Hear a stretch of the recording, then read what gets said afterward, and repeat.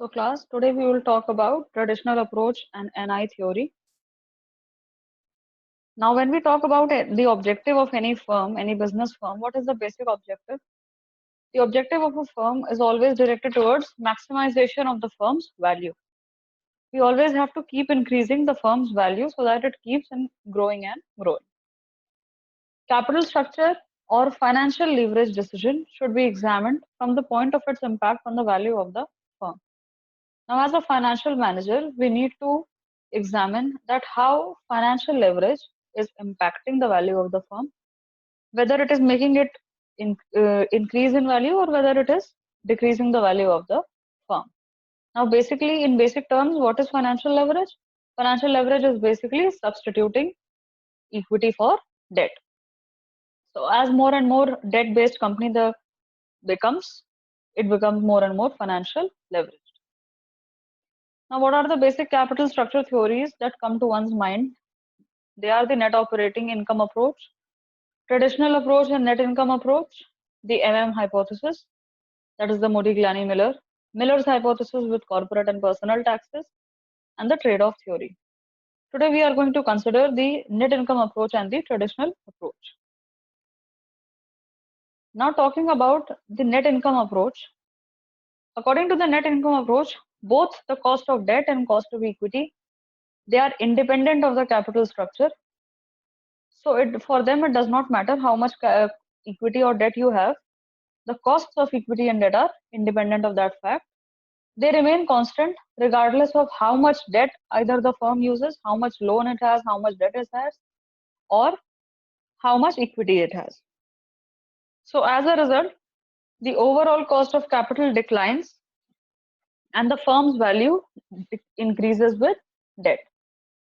Now, what does it say? That as the firm starts taking more and more debt, as it starts becoming more and more debt oriented, in the capital structure, the weightage of the debt as it keeps increasing, the value of the firm keeps increasing. More the debt, higher is the value of the firm, and lower is the opportunity cost of capital of the firm. This is what the net income approach says.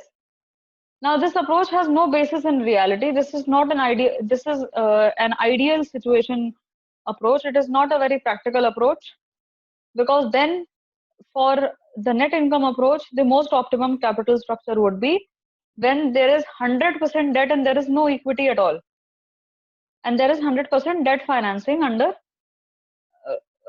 for the company under the NI approach. Only then the company will have the optimum capital structure, which is not true in the practical sense. So this is an idealistic approach and it has no basis in reality. Now, some of the important aspects of the net income theory are that a firm that finances its assets by equity and debt, both, is known as a levered firm. Now, if the firm is having any kind of debt that it has taken over, then that is a levered firm. That is, it has taken some leverage. It has some leverage. The absence of debt is the absence of leverage. Now, when a firm only finances by 100% equity, in that case, it is known as the unlevered firm. That is, it does not have any kind of leverage. Now, the value of the firm is always, it is the total of the value of the debt and the equity of the firm. Value of the firm can be found through the net income approach. Now, let's see an example which follows the net income approach and how it calculates the value of the firm. Now, this is an example where the net operating income is 1,000 rupees, the interest is 300, the cost of equity is 0.0933, that is 9.33%, and the cost of debt is 6%, that is 0.06. So now when we calculate the value of equity is basically the net income divided by the value of your cost of equity. All right. So what is the net income? Net income is basically your net operating income minus the interest. Now here the interest is 300 rupees and the net operating income is, how much is the net operating income? It is 1,000 rupees. Hence, the value, the net income will be 100 minus 1000 minus 300, that is 700. Now, what will be the value of equity? Value of equity will be 700 by the cost of equity, that is 0.0933. So, value of equity is basically the discounted value of net operating income. Similarly, value of debt will be interest upon cost of debt. How much is the interest here? Interest is 300 rupees. Cost of debt is 0.06, and hence the value of debt will become 5,000. Value of equity was 7,500. Now, talking about the value of the firm is always value of equity plus value of debt. That gives you 12,500. This is the entire value of the firm. When we talk about firm's opportunity cost of capital, how can we calculate it? It is simply your NOI divided by the value of the firm. What is the value? That is 8%. So 8% is the opportunity cost of capital, which is also the weighted average cost of capital. So this is how we calculate the opportunity cost of capital for a firm. All right, now moving on to the next screen.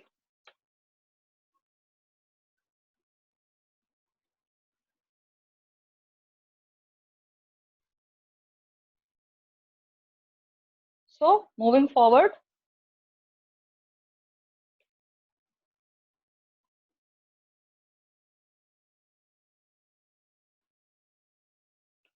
yeah. So here are some notes regarding the net income theory, which we need to keep in mind. First is, when a firm operates in an environment without taxes, transaction costs, and the debt for the firm, whatever loan it is taking, whatever debt it is undertaking, it is risk-free. Then the shareholders perceive that there is no financial risk that will arise from the use of debt.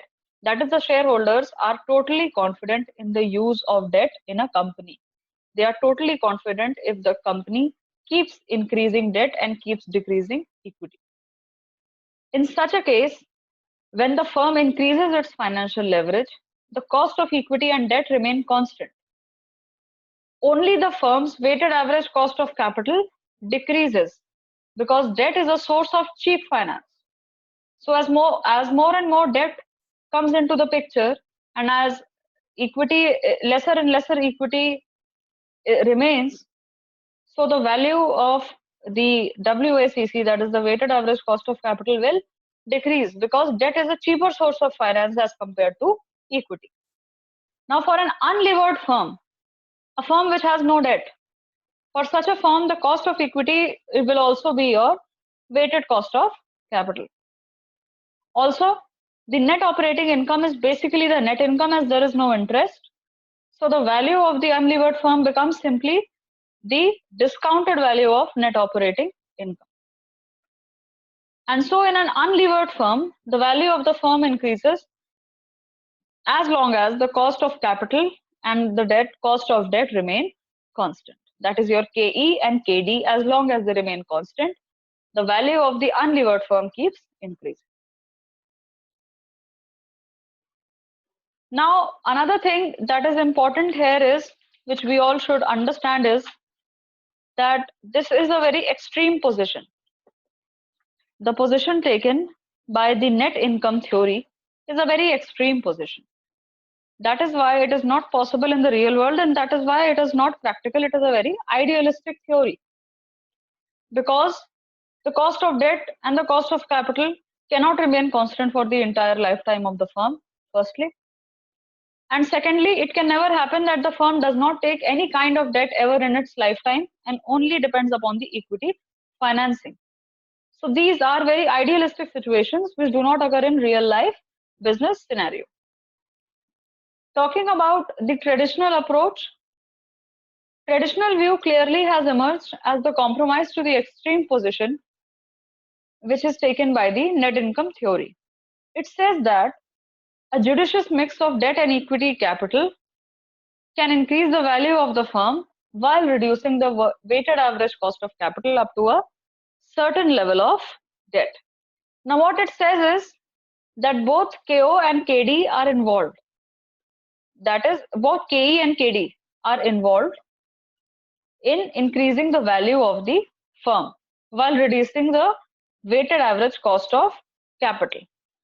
But according to the traditional theory, there comes a time when the value of the weighted average cost of capital is minimum, and beyond that point, if any further leverage is taken, if any further amount of debt is increased in the company, then the your opportunity cost of capital starts to increase.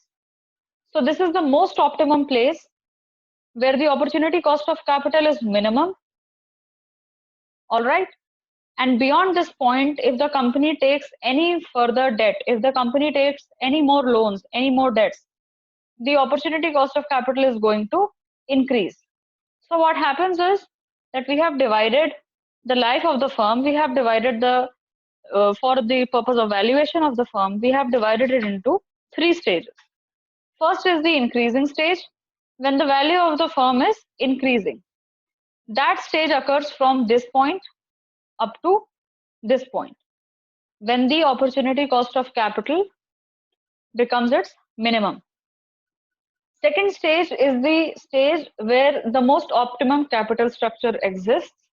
The opportunity cost of capital is minimum and the firm's value is at its maximum. Now, third stage, we go to the third stage as soon as one crosses this border of minimum opportunity cost of capital and the firm still keeps increasing its debt load. So as more and more debt keeps coming in, as more and more leveraging takes place, now instead of decreasing, the opportunity cost of capital starts to increase. Now students, what can we see here is that traditional approach clearly shows that the weighted average cost of capital decreases with increase within a reasonable limit of financial leverage. After that, the weighted average cost of capital starts increasing with the increased financial leverage. That is this part. Now the firm has optimum capital structure that occurs when the weighted average cost of capital is minimum. Now after this limit, so what should be the goal of the firm? The goal of the firm is simply to keep the firm value, keep the capital structure of the firm at this minimum position of the opportunity cost of capital. Why does this happen is because only up to a limit the cost of debt can offset the cost of equity. That limit is reached at this place. This was the time, this was the entire duration during which the cost of debt was substituting the cost of equity and was offsetting its cost. That is, it was decreasing the opportunity cost of capital. Now, after this point, what happens is that shareholders become very few, equity becomes very less. And now the shareholders, they start expecting higher risk premium. And so the cost of equity again starts to increase because the company, in order to keep those shareholders, starts giving them more and more risk premium in order to stay invested in the company. This is just one of the scenarios. And because of this, there is increase in cost of equity.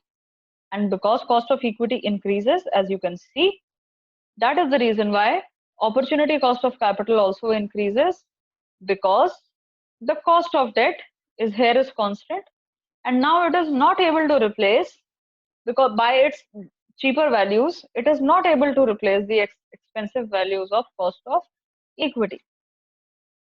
All right. Now, according to the traditional approach, there are three stages. What are the three stages of any firm when we are valuing a firm? First stage is the increasing stage. First stage is when the firm's value increases.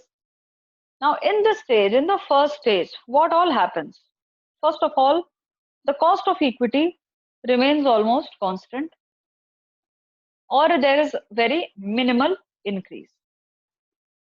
Cost of debt remains constant, and weighted average cost of capital. Now, please focus. Weighted average cost of capital, it decreases with increasing leverage. And why is that so? Because the cost of debt is offsetting, or it is exchanging with the cost of equity. We are having cheaper debt finance as compared to more expensive equity finance. So the value of opportunity cost of capital, or WACC, keeps on decreasing, and the firm's value keeps on increasing. This keeps happening until we reach the second stage, or the optimum value stage, where the firm has most optimum value. Now, when the firm has reached a certain degree of leverage, where your weighted average cost of capital is minimum and value of the firm is maximum. At this point, the opportunity cost of capital is at its minimum, and so any increase in leverage after this point, any increase in leverage will lead to increase in the opportunity cost of capital. Third phase is the declining phase. In this phase, beyond the acceptable limit of leverage, value of firm decreases with the leverage as the weighted average cost of capital increases. Now, why does this happen? It happens because investors perceive high degree of financial risk and demand high equity capitalization rate. That is, cost of equity increases many-fold. And the cost of debt, the cheaper source of finance, it is not able to offset, or it is not able to make up for the more and more expensive cost of equity. Overall, we can say that weighted average cost of capital is a function of leverage. It first declines, then reaches the minimum value, and then starts to increase. Now, some of the criticism of traditional value view is that moderate amount of debt is in sound firms does not really add very much to the riskiness of shares. It is not defensible.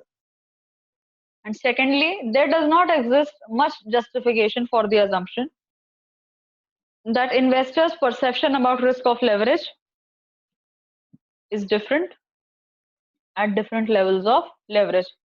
Now, there can be risk-averse investors from day one, and there can be risk-taking investors till the last day as well. So it is not a very clear approach as well. That is why we have more advanced versions, more advanced approaches that we will cover in later on chapters. Thank you.